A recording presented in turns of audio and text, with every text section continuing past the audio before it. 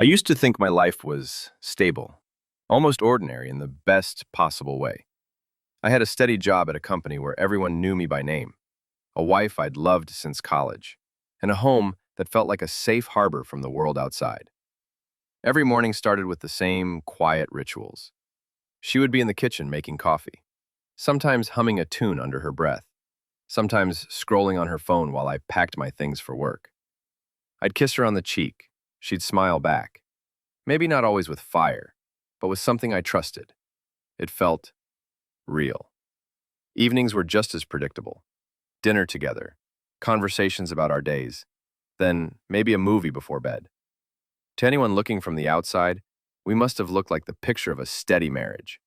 And in a way, I believed it too. 7 years had passed like that, comfortably, uneventfully. I told myself we had built something that couldn't be shaken. I thought loyalty was automatic once you said I do. I thought the years we spent together had carved out a bond too deep to be broken. But sometimes, the cracks are invisible until the whole thing shatters. And when it does, it's not loud at first. It's quiet, subtle, almost like the air changes before a storm. Back then, I didn't see it. Little things that didn't make sense at first, but I brushed them off. She used to call me during her lunch break just to chat, even if it was only for a few minutes. Those calls stopped. I told myself she was busy. She used to laugh at my stupid jokes, the kind she'd heard 1,000 times. Lately, she would just force a smile, her eyes drifting somewhere else. Then there were the late nights. At first, it was once or twice a week. "We've got deadlines at the office," she'd say, sliding her shoes off as she walked in past midnight. I wanted to believe her. I wanted to believe everything was exactly the way she said it was. But her perfume would linger a little too strongly when she came home. Her phone, once left on the kitchen counter without a thought, was now glued to her hand. She started taking it with her even when she went to the bathroom. I remember one evening in particular. I had cooked dinner, something I almost never did because she was always the better cook. I waited, kept the food warm, and watched the clock tick past 8, then 9, then 10.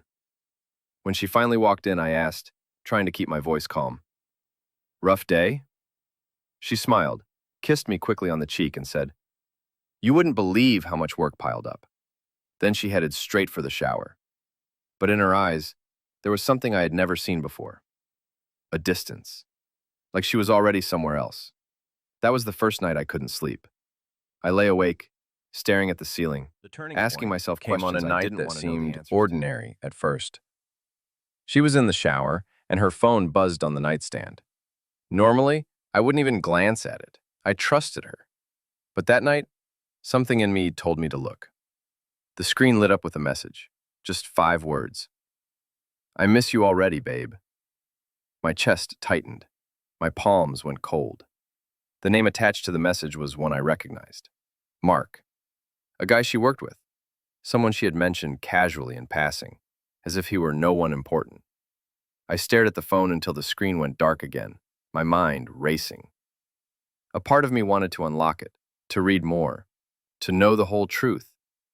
But another part was terrified. Because once I knew, I could never go back. She stepped out of the bathroom a few minutes later, towel around her shoulders, humming like nothing was wrong. I watched her, my heart pounding, my mouth dry. She smiled at me, but I couldn't smile back. That night, lying beside her, I listened to her steady breathing as she drifted to sleep. And for the first time in our marriage, I felt like a stranger in my own bed. I kept telling myself, maybe it was innocent. Maybe there was an explanation.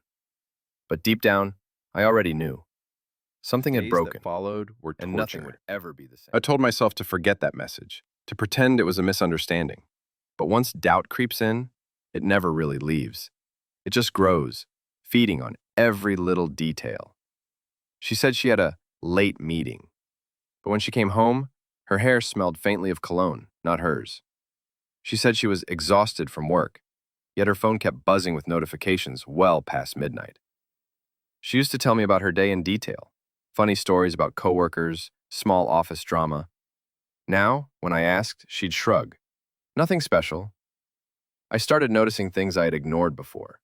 New clothes appearing in her closet, but no shopping bags. A sudden interest in running, though she never liked exercise before. One Friday night, she claimed she was at an after-hours presentation. Out of curiosity, or maybe desperation, I drove past her office. The building was dark, empty. I sat in the car for nearly an hour, my hands gripping the steering wheel so tightly that my knuckles turned white. When she came home later that night, she smiled like everything was normal. She even kissed me a little longer than usual, maybe to cover her tracks.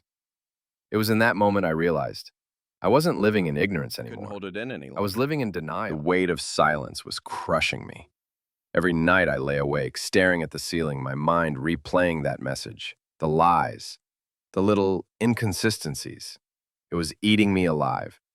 One evening, as she sat at the table scrolling through her phone, I asked, quietly at first, "Are you seeing someone else?" Her head snapped up. For a split second, her eyes widened. Shock, guilt. Then came the practiced calm. "What?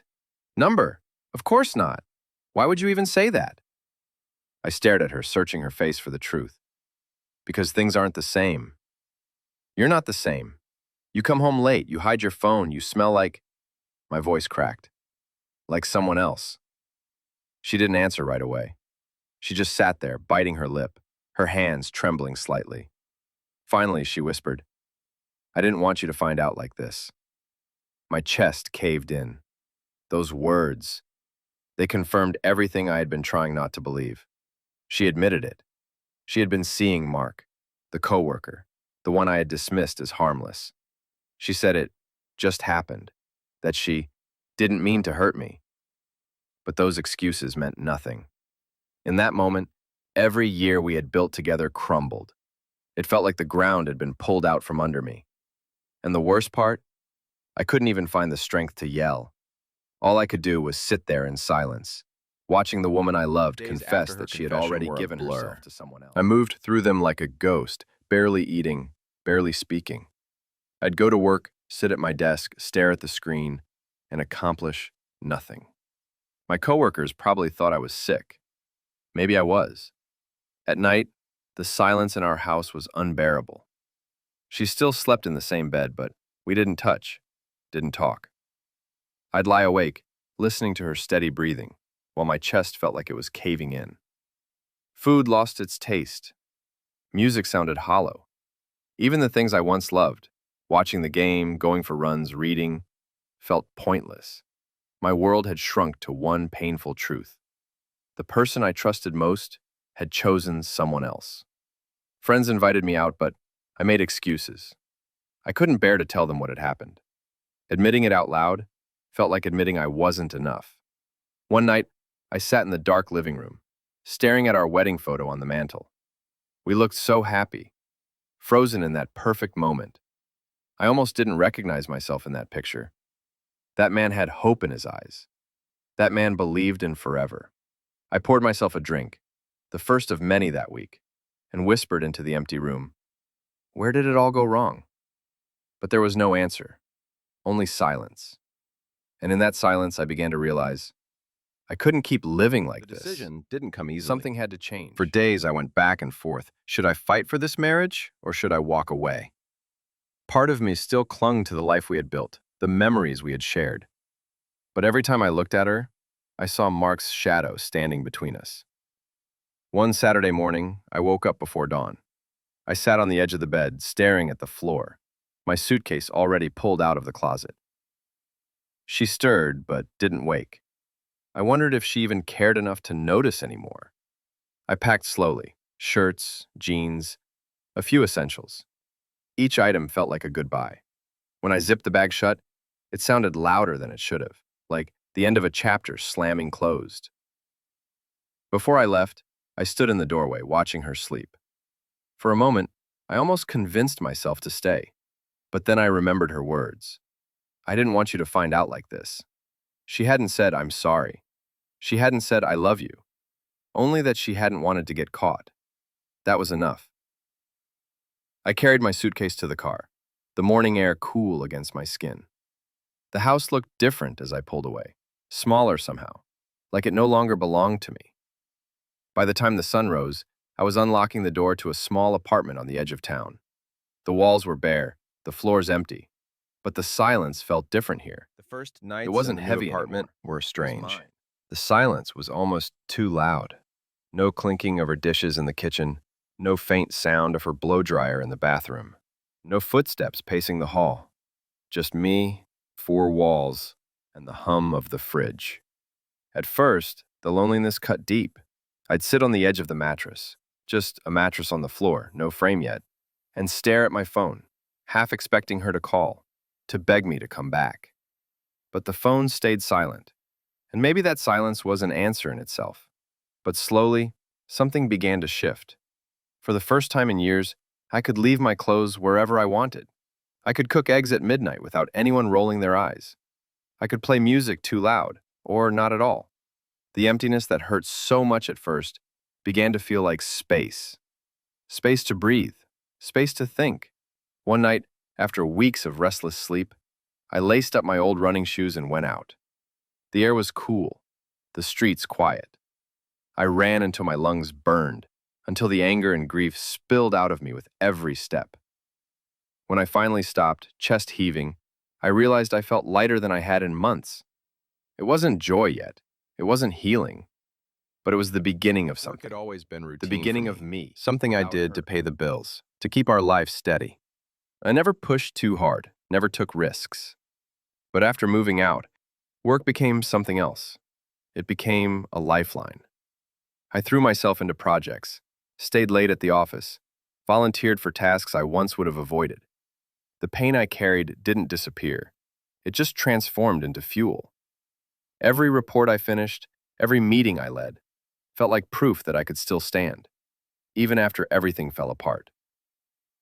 One morning, my manager called me into his office. He slid a folder across the desk and said, "We need someone to take the lead on this new client. It's high pressure, tight deadlines. Think you're up for it?" A month earlier, I would have hesitated. I would have thought of excuses. Maybe someone else is better suited. Maybe I'm not ready. But that day, I didn't hesitate. "I'll do it," I said, my voice steady.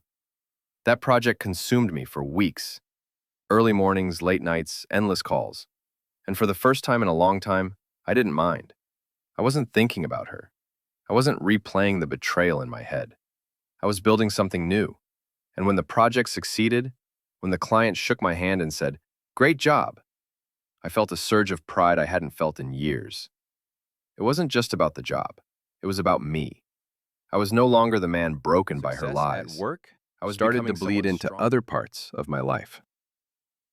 For years, I had walked with my shoulders slightly hunched, keeping my voice low in meetings, avoiding the spotlight. But now, something inside me shifted. I carried myself differently, straighter, stronger. Colleagues noticed. People who barely acknowledged me before suddenly asked for my input. My boss invited me to strategy meetings I had never been part of. It felt strange at first, like I was stepping into shoes that didn't belong to me. But the more I pushed forward, the more I realized maybe those shoes had been mine all along. I upgraded my apartment piece by piece, a proper bed frame, a new couch, even art on the walls, things I never cared about before. It wasn't just decorating, it was rebuilding. Each purchase, each change was a small reminder that I was moving forward, not backward. Even my reflection in the mirror began to change. I had been running more, eating better, cutting back on the late night drinks. My face looked sharper, my eyes clearer. For the first time in years, I recognized the man staring back at me. And the strangest part, I didn't miss her anymore. Not the way I thought I would. The ache was still there, but it was softer now, overshadowed by something new, confidence. Her betrayal had taken away the life I thought I wanted. But without meaning to, it gave me something else. It happened The on a chance Tuesday to become the evening man at the I was gym. meant to be. I wasn't looking for anyone.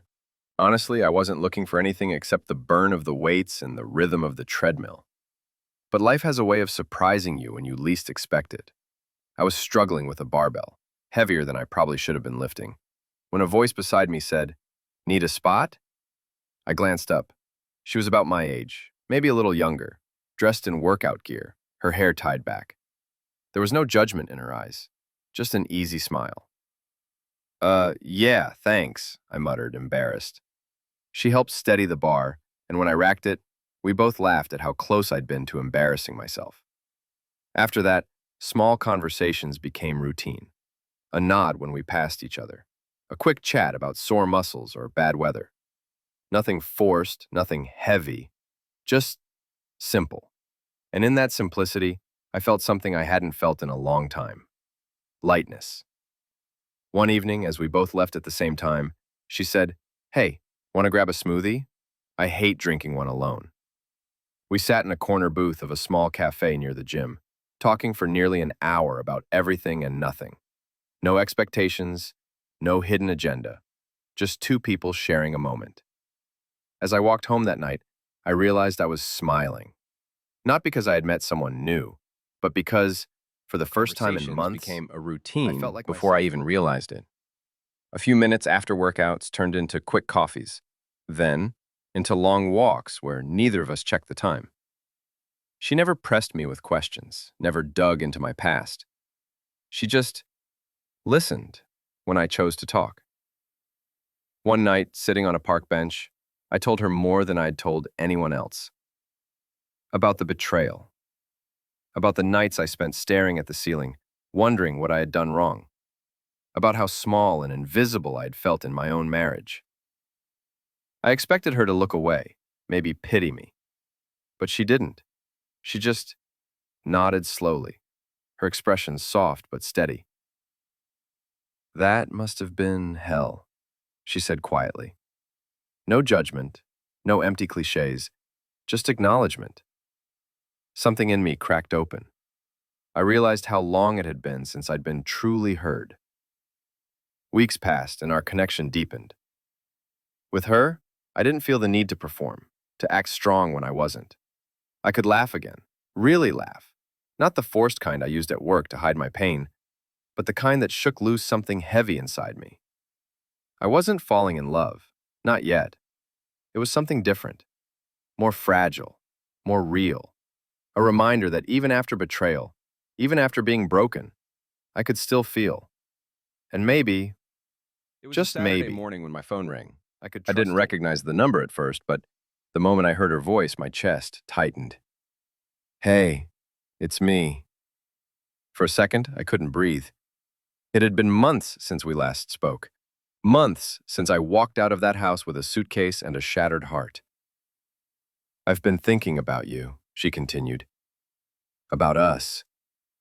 I made a mistake. I shouldn't have let you go." I gripped the phone tighter, my knuckles white. Her words were the ones I had once begged to hear in the dark, sleepless nights. Back then, I would have given anything for her to say them. But now, they felt hollow. Too late. I asked quietly, "And Mark?" Silence, then a sigh. "It's over. It wasn't what I thought it was. You and I, we had something real. Can't we try again?" I closed my eyes. Memories of our life together flooded in. Our wedding day, the small rituals we once shared. But alongside them came the sting of betrayal, the message on her phone, the lies, the nights I spent drowning in silence while she was with someone else. Part of me wanted to scream. Another part wanted to laugh, but instead I just said, "You chose him.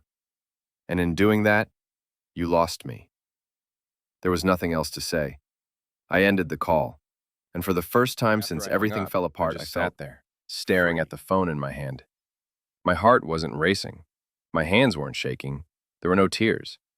I expected anger to come boiling up, or regret to sink in. But instead, there was only calm. A quiet certainty that the chapter of my life with her was finally, truly, over.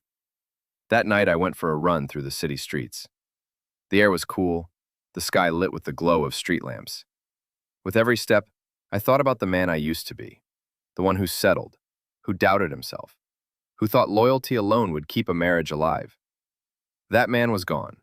What remained was someone stronger, someone who had faced betrayal, tasted rock bottom, and climbed his way back up.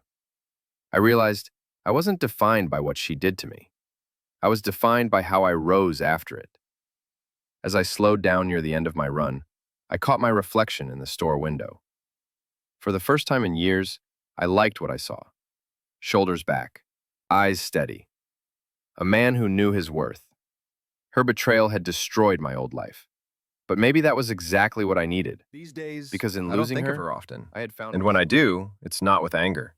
It's not even with sadness. It's with something closer to gratitude. Because that betrayal, the night I saw the message, the confession at our table, the endless silence that followed, it broke me in ways I thought I'd never recover from. But in breaking me, it forced me to rebuild. I found strength I didn't know I had. I pushed myself at work, discovered passions I'd let fade, built a life that was mine alone. I met people who reminded me that connection doesn't end with heartbreak, that trust, once shattered, can be rebuilt, carefully, patiently, with the right person. And when I look back now, I see it clearly. The worst day of my life didn't end me. It became the beginning of a new story. Her betrayal changed everything, but it also gave me the chance to become the man I was always meant to be.